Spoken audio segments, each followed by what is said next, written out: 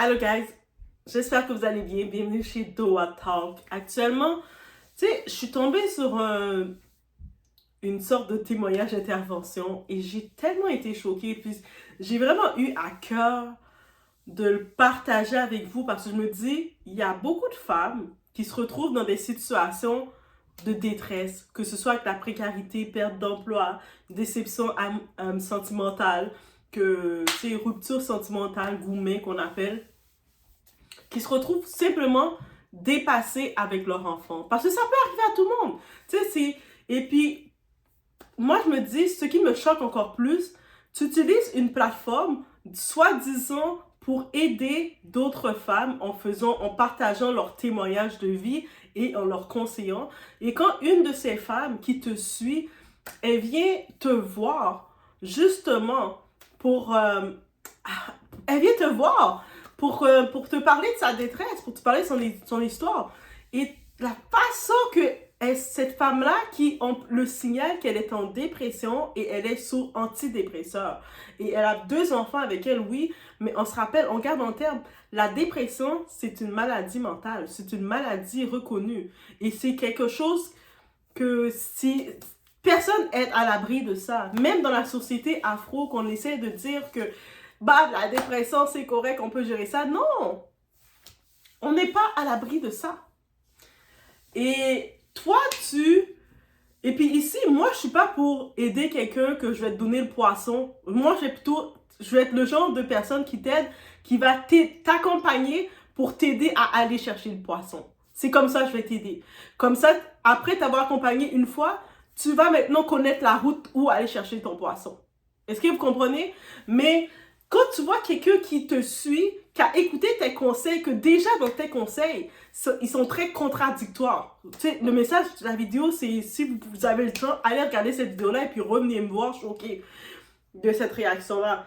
Mais ce message s'adresse vraiment à cette Kabibi qui se dit la conteuse africaine, qui raconte des histoires, des témoignages de vie, sachant qu'elle parle à différents types de personnes qui vivent chacune leur bataille. Que la personne soit venue en France quand elle avait 6 ans, qu'elle soit née en France ou qu'elle a fait l'aventure comme toi, mais en quel droit ça te donne le droit de faire ce que tu as fait en disant c'est de l'amour dur que tu lui donnes et puis disant que tu vas porter plainte contre elle pour qu'on lui retire ses enfants, alors que dans ta propre chaîne, dans tes propres histoires, il y a des cas encore plus intenses que j'ai vus qui m'ont traumatisé. Des personnes, la maman là, qui est partie vivre le one life, vivre la belle vie avec son amant, là, déjà mariée au Congo. Elle a laissé son enfant de 14 et 11 ans. Pourquoi t'as pas fait un signalement pour ça? T'as pas senti que c'était grave aussi? Mais non, c'est pour ça que je me dis, dans la communauté afro, la maladie mentale, la santé mentale, on le banalise complètement. Regarde, on y va. Ici, c'est sans langue de bois, on dit sans filtre, mais ça m'a trop touché tout ça. J'ai en même temps fait quelques recherches de mon côté. J'ai trouvé un organisme pour femmes qui est à Paris, par contre, que si quelqu'un qui verrait ce genre de témoignage-là et qui vit une situation de précarité, parce que ça peut arriver, dans la vie, tu montes et tu descends, c'est tout le monde, c'est comme ça. Aujourd'hui, je suis en haut, je suis en train de monter, demain, oups, j'ai un malheur, je tombe, je remonte, c'est comme ça. Mais si le moment que je suis en train de tomber et puis je cherche de l'aide ou je peux chercher de l'aide à ma surface et on me ramasse comme ça, mais en plus, tu te dis chrétienne. En plus, supposément, il y a un pasteur qui travaille avec toi sur ta chaîne. Et ce pasteur-là, je me dis, c'est quel type de pasteur? C'est quel type de pasteur? Je mets en doute son niveau de pastoral. Après, c'est pour ça que beaucoup de gens, quand on entend le mot chrétien, fronce les sourcils. Guys, on y va? Sans perdre d'espoir. La phrase que j'aime dire toujours, it's about everything, mais cette fois, it's about you. So, it's about your heart. It's about you. Il s'agit de ton cœur.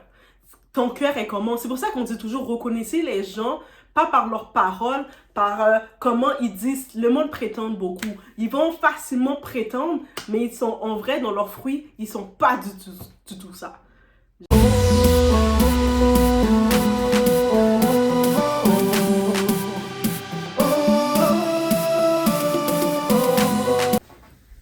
Déjà, ça a commencé.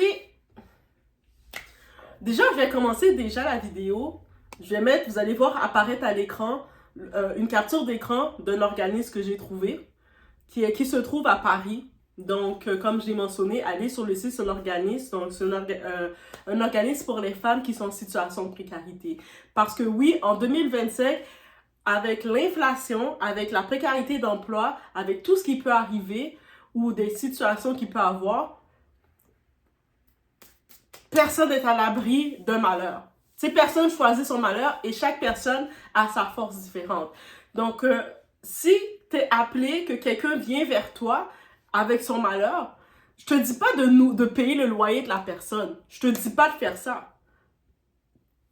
Mais la façon dont tu l'as humilié, en plus tu te dis chrétienne.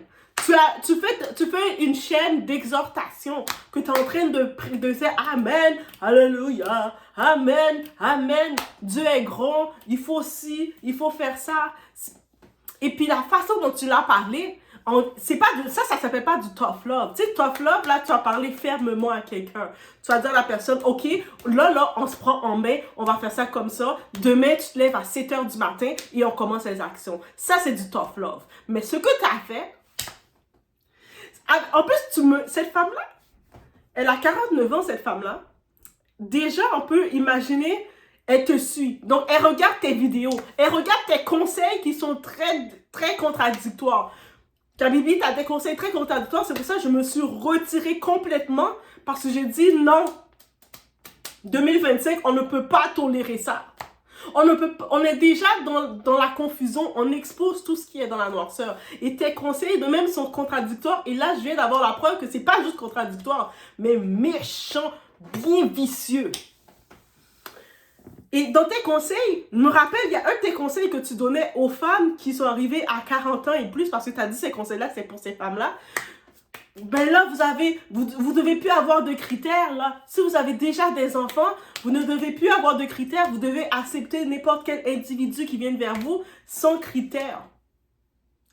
Et tellement que tu avais donné ce conseil-là, je me rappelle, il y avait une autre femme qui te suivait. Et puis, elle, justement, elle était plus jeune par contre, parce qu'elle était dans la tranche, elle avait 25 ans, elle est restée plusieurs années avec un type bras cassé, on les appelle comme ça, jusqu'à ce qu'elle a 31 ans, donc de 25 jusqu'à 31 ans, et elle demandait conseil suite à ce qu'elle entendait de toi, de tes conseils.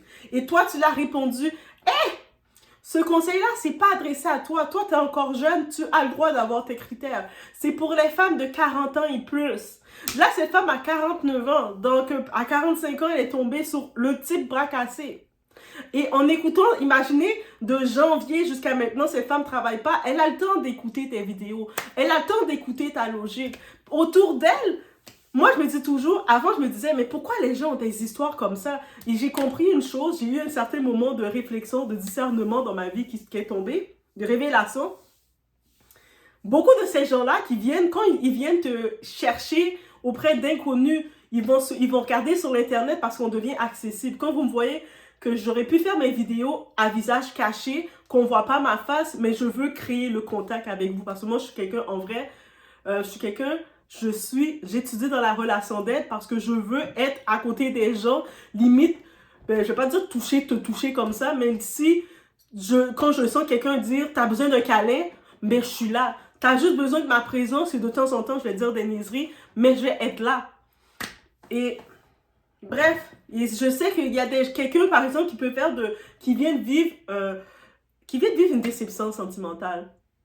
Elle vient comme femme de 45 ans, elle a donné naissance à sa petite de 4 ans.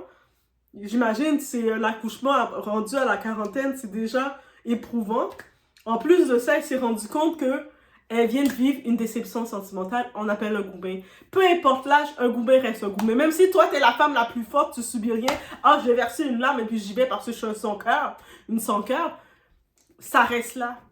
T'as ta petite fille de 4 ans que t'as faite avec cet homme-là, tu dois quand même donner l'amour que tu dois donner à cette petite fille-là parce que c'est ta fille.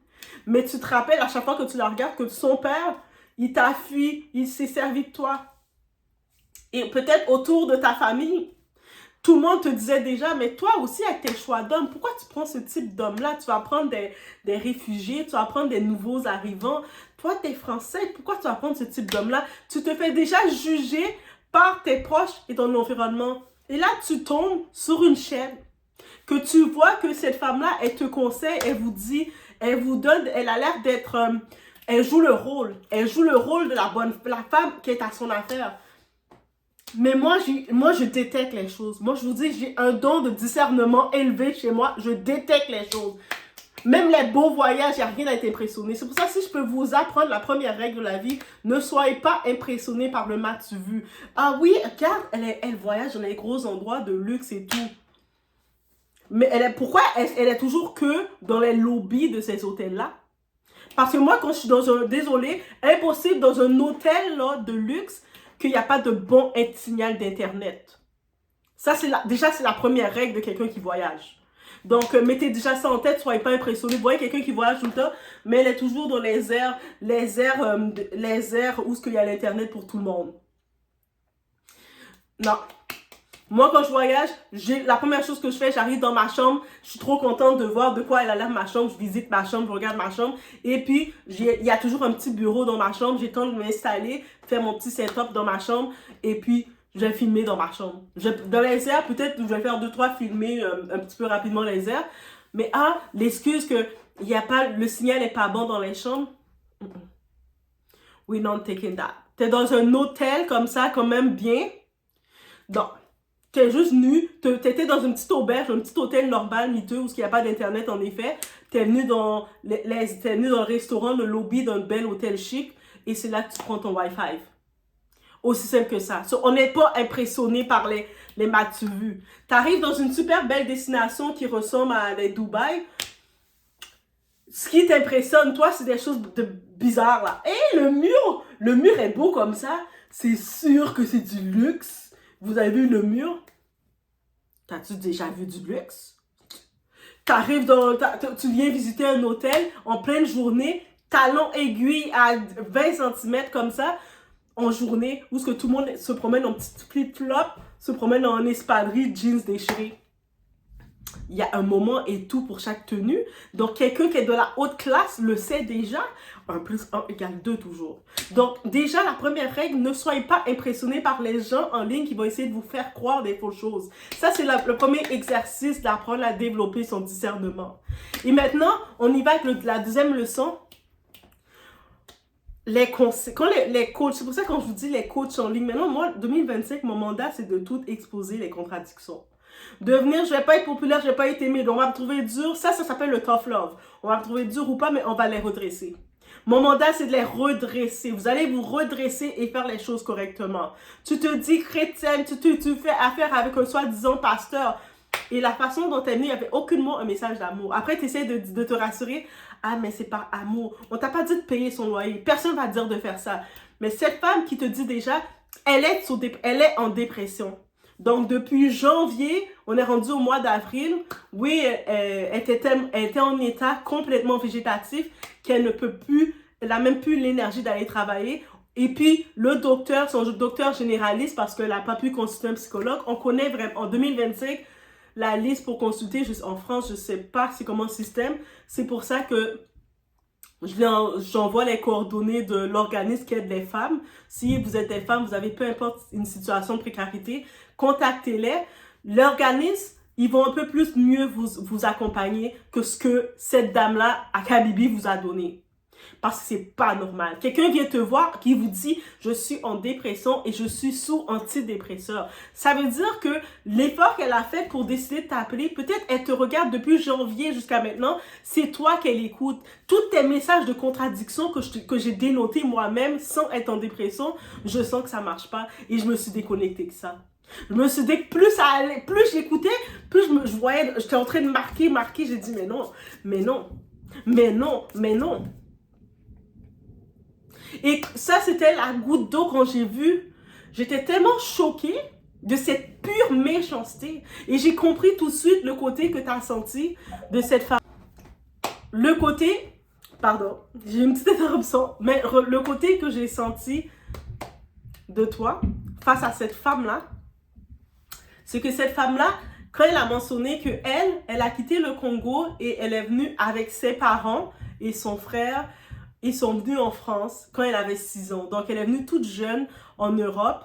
Et, tu sais, Tu viens, quand tu es un enfant, tes parents t'amènent quelque part, tu ne vis pas la même situation d'aventure que quelqu'un qui a quitté son pays et qui est venu un peu plus âgé, doit chercher les papiers, doit aller courir à la préfecture, se faire rejeter, essayer les magouilles, que tu as tellement bien expliqué les histoires de magouilles. On comprend que c'est un parcours éprouvant. Mais c'est pas tout le monde qui sont venus en Occident qui ont eu ce parcours-là. Et ça veut pas dire que nos problèmes on est juste des enfants gâtés et nos problèmes sont moins légitimes. Ça veut juste dire qu'on n'a pas la même qualité. Tu sais, on a juste eu d'autres routes différentes. Ça ne veut pas dire que pour autant que elle est immunisée. Ah, mais de toute façon, toi, t'es rentré en Europe quand t'avais 6 ans par tes parents. T'es pas supposé avoir de problème. Tout est supposé être parfait pour toi. Mais c'est quoi cette mentalité? C'est-à-dire, c'est juste ceux qui ont vécu au pays qu'on doit devenir nous radoter leurs problèmes. Et nous qui sommes en Occident, ben, on doit être fait fort tout le temps. On n'a pas le droit d'avoir des états, des émotions. Je sais que le côté afro, on ne croit pas à la maladie mentale, la santé mentale. On n'y croit pas. Dépression, c'est... J'aime ça entendre, surtout quand ils disent « Ah, mais la dépression, c'est des histoires de blancs, ça. » Mais le système neurologique, c'est quoi? C'est-à-dire, toi, t'as pas de système neurologique, t'as pas de nerfs dans ton cerveau, t'as pas de système neurologique, ton cerveau, t'en as pas. Donc, la science peut venir commencer à regarder la tête de toutes les noirs, ouvrir nos têtes et regarder et dire, ah, en effet, vous n'avez pas de système nerveux, il y a telle partie qui manque, vous n'avez pas la partie d'émotion. Ah, ben, c'est ça, ça explique. C'est pour ça que ça n'existe pas pour vous. On peut commencer à aller détecter ça. La bêtise de ça. Mais j'ai tout de suite compris, c'est une côté, tu t'es déjà senti en mode, mais comment toi, qui est de la France, t'es comme une Française, t'es de la France, on sent une petite jalousie, n'est-ce pas? La jalousie t'a tellement envahi que tu te devais sentir obligé de écraser cette femme. Pas vrai? Ta jalousie t'a tellement envahi que tu devais te sentir obligé d'écraser cette femme. Et... tu sais, l'ironie dans tout ça, tu sais, tu te sens obligé tu te sens tellement obligé de vouloir écraser cette femme qui est déjà à terre.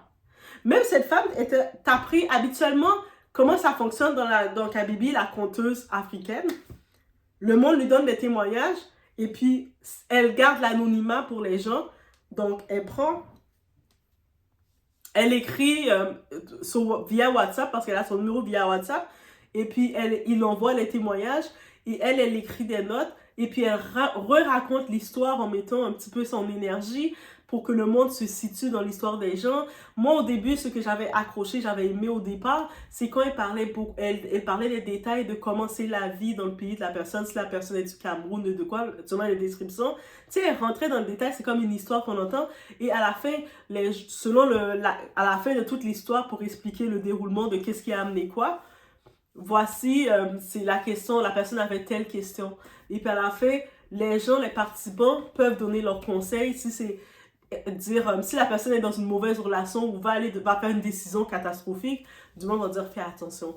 Et souvent, quand je commençais à remarquer avec elle, quand il y avait des décisions catastrophiques, par exemple, une femme dit j'hésite encore à donner une chance à cet homme, ou tu sais, il y a plein de signes drapeaux rouges, il y a plein de drapeaux rouges. Elle disait mais laisse-le pas, si tu le laisses, tu vas être tout seul.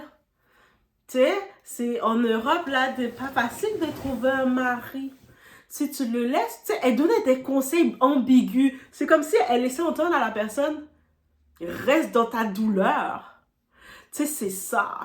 Reste, souffle. Tu sais, je sais pas comment vous le dire, mais je sentais un côté mesquin et vicieux un peu.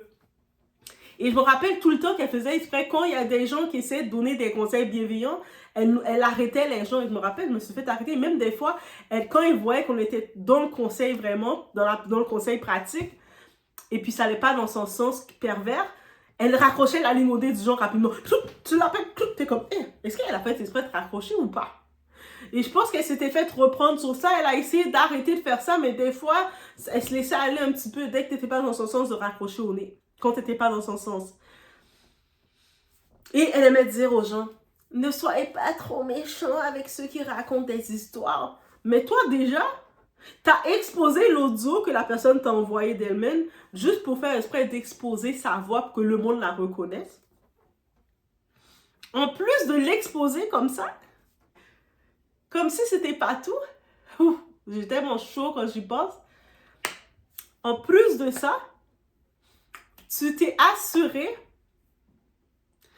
t'as aussi mis, t'as eu une conversation avec elle, la conversation que t'as eue avec elle, tu l'as enregistrée. Je sais pas si elle avait le consentement, j'imagine que oui, à un certain point du consentement, mais sans savoir qu'elle allait se faire écraser. Cette femme-là, pendant que tu étais en train de faire ton enregistrement en direct, elle était en direct aussi en train de t'écouter, de se faire achever par toi.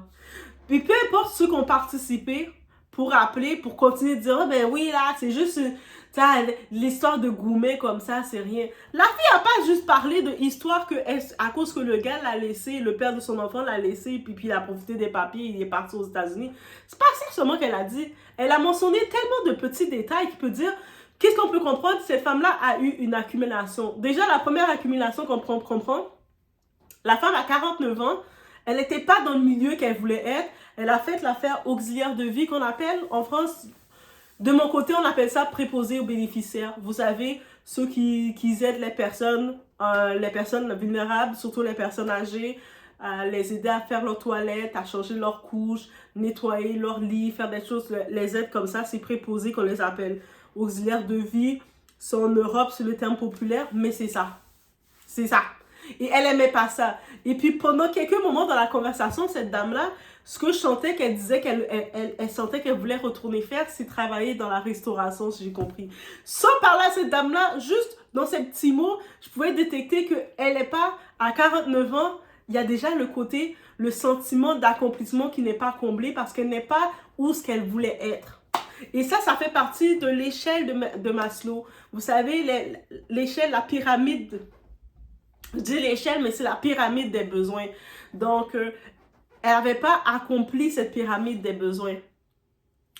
Donc, déjà, peut-être ça a été un déclic, de se rendre compte que le type, elle a tenté, elle a donné une chance encore à un faux type. C'est comme, oh my God, finalement, je suis dans mes bêtes. Ça fait déjà une accumulation. Il y a une autre accumulation que j'ai pu noter. Le deuxième père de son enfant, avant ce type-là, elle était avec un homme de la Centrafrique. Et puis, c'est lui qui était le père de sa deuxième fille. Mais ce type-là est mort tragiquement. Donc, lui, ça semblait bien avec lui. Même si, au début, il avait sa situation du côté des papiers légaux n'était pas encore à jour, mais ça semblait bien aller avec lui. Mais il est mort d'une tumeur, maladie. Il est mort. Il l'a laissé avec une fille. Elle avait déjà son fils, parce que cette femme a 3 enfants. Donc déjà, pendant qu'elle parlait, elle n'a pas mentionné, moi c'est là que j'aurais creusé, parce qu'elle n'a pas parlé qu'elle a fait un deuil pour lui. Elle a juste dit qu'il est mort, mais tu sais, il y a un deuil à faire, peu importe chrétien, pas chrétien. L'histoire, elle a dit, ah mais si tu pries, va prier, va regarder, va prier, et puis si tu pries, t'es pas supposé faire pleurer pour les morts. Pardon.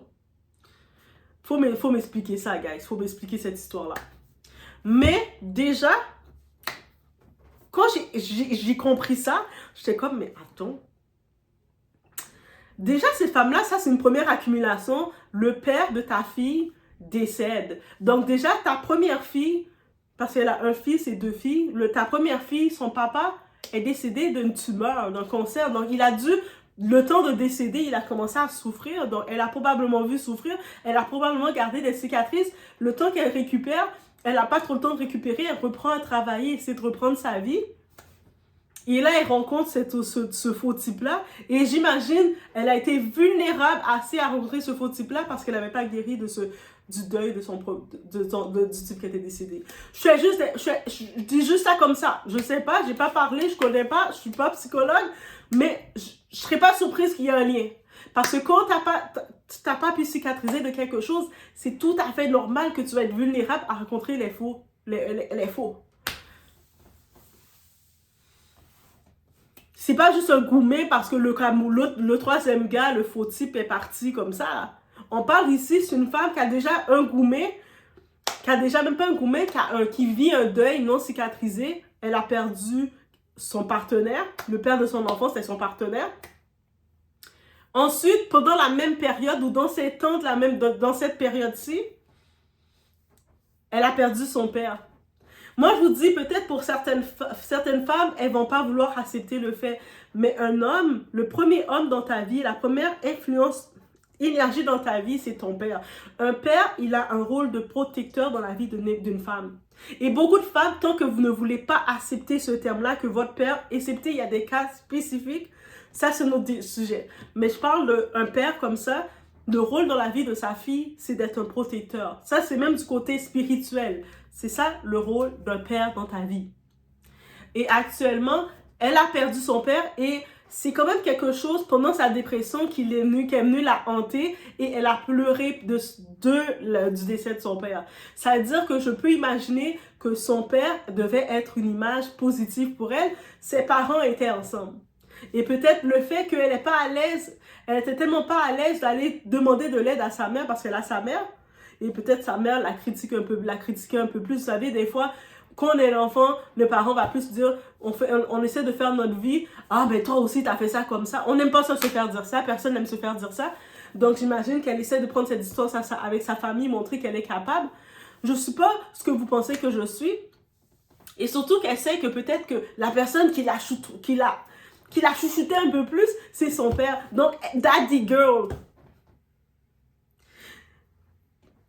C'est-à-dire on accumule déjà 2 deuils. Elle a perdu le père de sa première fille, qui est mort d'une tumeur, donc il a quand même souffert. Son père, je ne sais pas de quoi qu'il est mort, mais il est décédé, il a la vieillesse aussi, j'imagine, elle a 49 ans, donc son père est âgé aussi.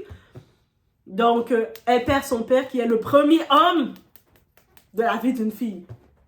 Maintenant, on ajoute l'autre accumulation, elle tente l'amour encore une fois, avec un faux type qui voulait juste ses papiers et tout ça. Elle était déjà affaiblie. Elle est affaiblie. En plus, on ajoute l'autre accumulation. Elle est dans une job qu'elle aime pas. Même si elle a étudié le auxiliaire de vie. Pour certaines personnes comme toi, peut-être qu'Abibi, comme elle fait ça, elle s'en fout. Mais c'est une job de relation. C'est une job que, même si c'est un emploi, ils te payent. Ils peuvent bien te payer, comme certaines disent.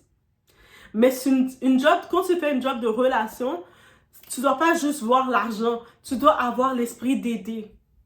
Parce que si, en plus, tu ne te sens pas à ta place dans ça, c'est difficile.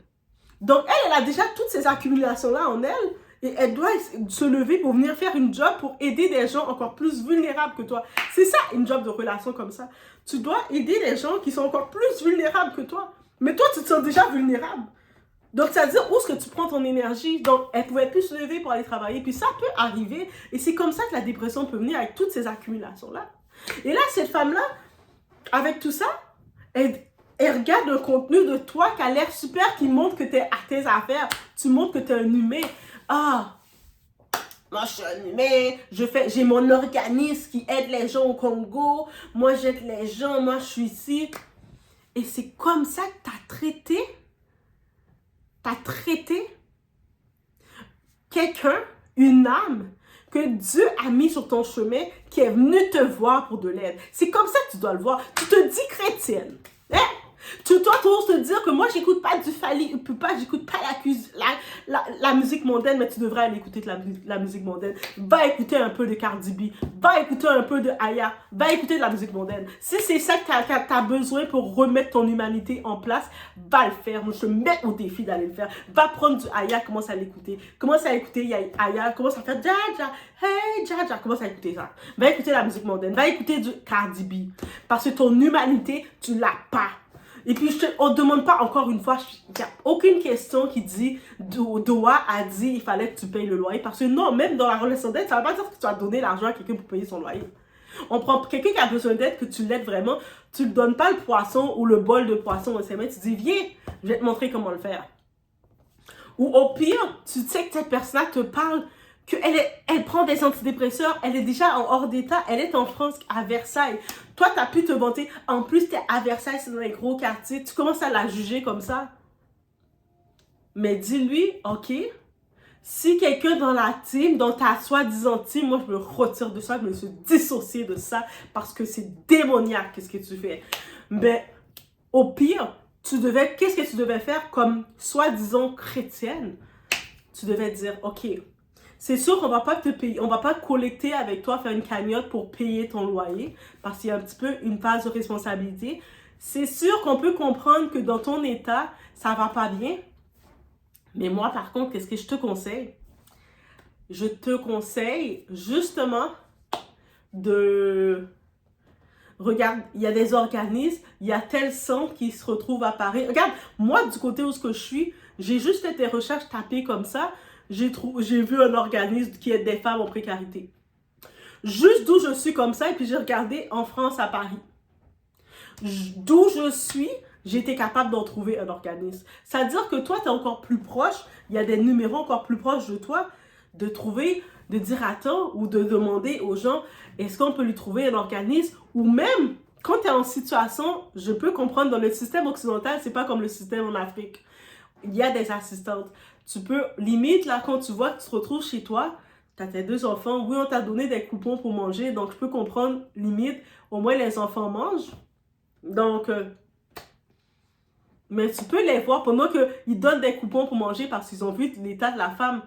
Mais tu dis, j'ai besoin de quelqu'un pour m'accompagner, une travailleuse sociale ou une éducatrice. Moi, c'est ça que j'étudie, pour devenir éducatrice spécialisée. Éducatrice spécialisée, je vais faire une vidéo qui va parler de ça, mais on ne travaille pas juste avec les enfants.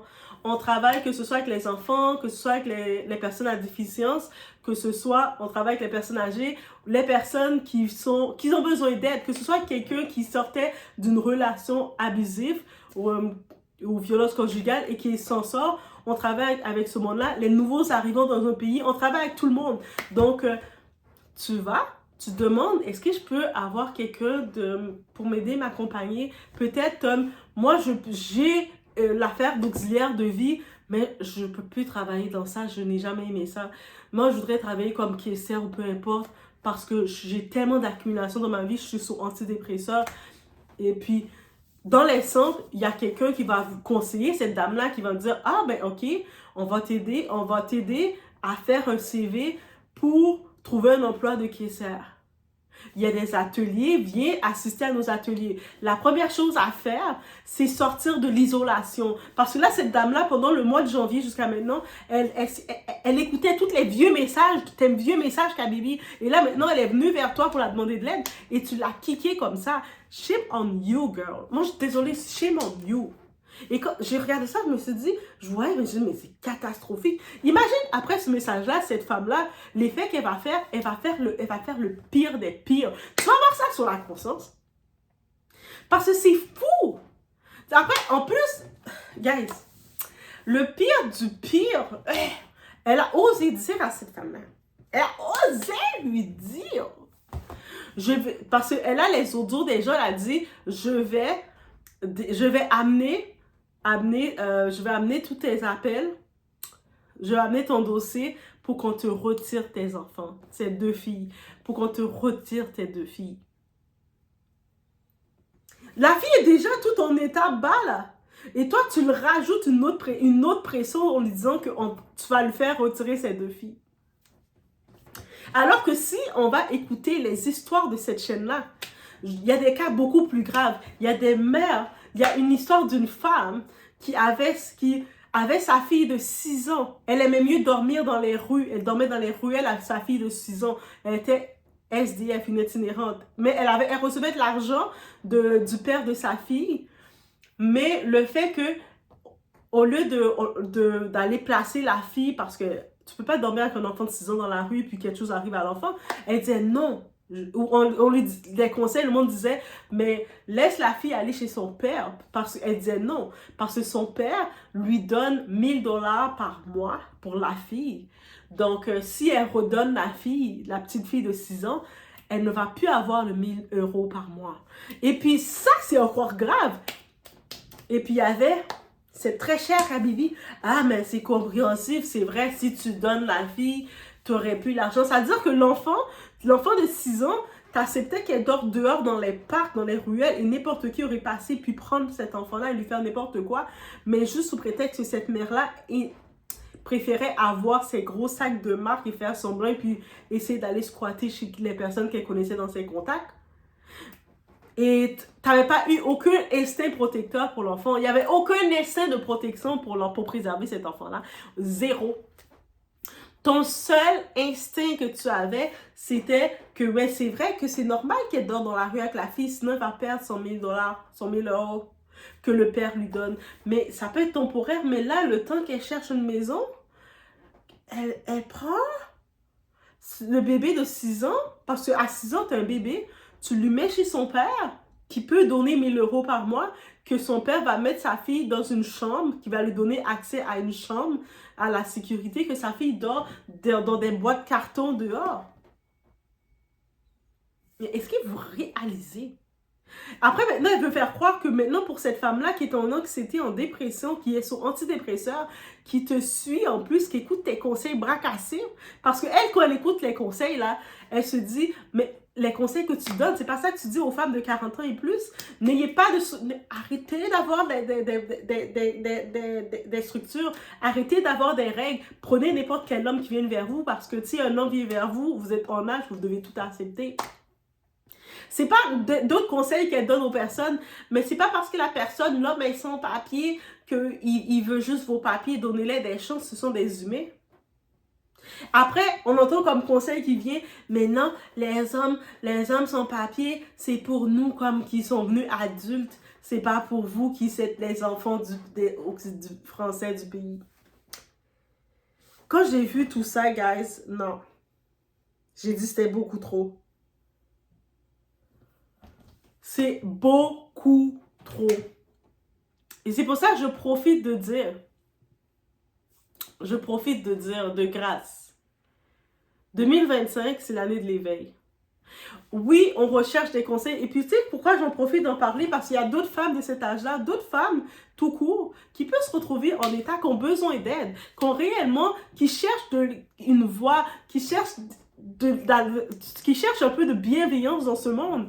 Et elles vont tomber, elles vont se faire ramasser comme ça. Moi, j'aime mieux dire que je suis directe et concise. Je vais dire les choses très directement. Mais je vais être celle qui peut t'accompagner. Je vais être celle qui va regarder, qui dit, OK, c'est quoi le premier besoin? Là, c'est payer ton loyer, le premier besoin. OK. Là, au moins, tu es capable d'aller chercher tes coupons pour nourrir les enfants à la maison et te nourrir, c'est important. Le premier besoin qu'on a, ma très chère, c'est sortir de l'isolation. La première chose qu'on fait, on regarde dans le coin de chez toi un centre. Il y a des centres de femmes. Il existe des centres de femmes. On cherche un centre de femmes parce que c'est plus facile des fois d'aller dans un centre de femmes ou un centre tout court. Mais les centres de femmes, ils peuvent t'aider pour faire d'autres choses. Les centres de femmes, quand tu y vas, ils font des ateliers d'estime de soi, de confiance en soi. Et puis dans le centre de femmes, maintenant tu les expliques que oui, tu sais, tu as besoin d'assistants pour faire un nouveau CV, pour chercher une job, un boulot.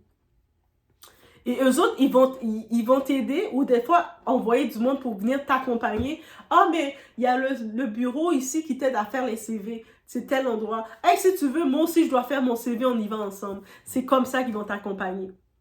Et là, quand tu as ton CV, peut-être qu'il y a une autre petite dame avec toi qui vit la même situation parce que tu étais isolé. Tu étais resté chez toi isolé en petite boule, c'était pas bon. C'est pour ça que ça t'a rendu encore plus faible. Là, tu sors avec l'autre petite dame aussi qui, elle, a ses propres situations aussi. Vous deux, vous entraidez, vous avez vos petits CV dans les mains. Ça, c'est l'image que j'ai. Et vous allez distribuer vos CV. C'est possible même que tu vas déjà commencer à trouver, tu as besoin de l'argent parce que tu ne travailles pas depuis janvier, c'est compliqué, même pour nourrir, faire plaisir aux enfants. Un enfant de 4 ans, l'autre petite fille qu'elle a, elle a 8-10 ans. C'est des petites filles. Donc, tu veux même faire plaisir à tes enfants, c'est normal. C'est un accomplissement comme une mère, j'imagine, que de faire plaisir à ses enfants. De voir que tu n'arrives pas à faire plaisir à tes enfants, c'est pas bon pour ton estime. Donc là, au moins, tu fais du babysitting, tu vas t'offrir dans les écoles. L'école de tes filles, tu t'offres comme surveillante. Ils ont toujours besoin de surveillante. Dans les écoles, ils ont toujours besoin de surveillante. Tu offres ton temps, tu dis, moi, je peux faire la surveillance à l'heure du midi. Et puis, tu vas faire la surveillance. Au moins, juste le temps d'aller faire la surveillance, tu vois du monde, tu entends les enfants qui courent partout. Crois-moi, tu n'es plus isolé. À tous les enfants qui courent partout, tu commences à faire la surveillance. Et suite à la surveillance, Ou des fois, la surveillance, soit ils payent, ou soit des fois, ça peut être un peu bénévolat. Mais quand tu peux faire 1 heure de bénévolat, ça va être bon pour ton estime de soi, de toi, de ton accomplissement. Tu te sens bien. Ben, j'ai fait un bon mandat, là. J'ai les petits-enfants, ils courent partout, là. Moi, j'ai géré ça. C'est ça qu'il faut. Pendant ce temps-là, maintenant, tu commences à appliquer. Ou peut-être tu vas même développer un réseau de parents. Tu vas voir quelque part dans ton quartier, il y a des parents qui travaillent, qui courent partout.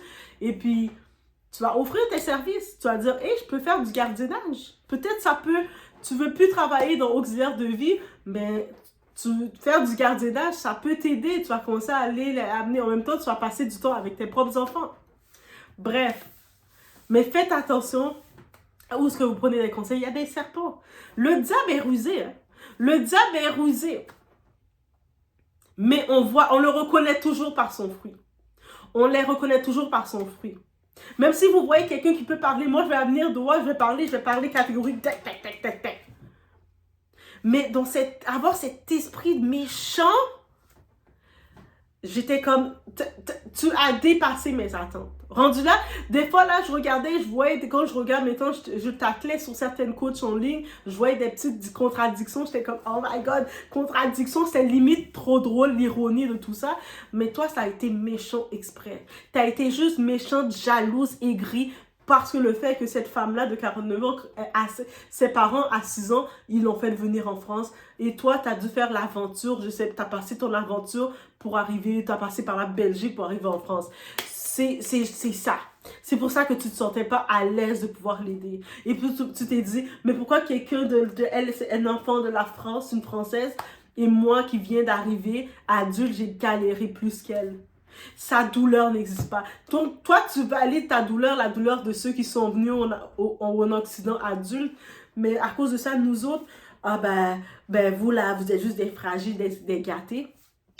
Parce que vous savez, vous minimisez trop, vous banalisez trop la santé mentale. Alors que le système neurologique, les nerfs, c'est l'humain qui l'a. Même tu mets un petit rat, il a aussi un système nerveux.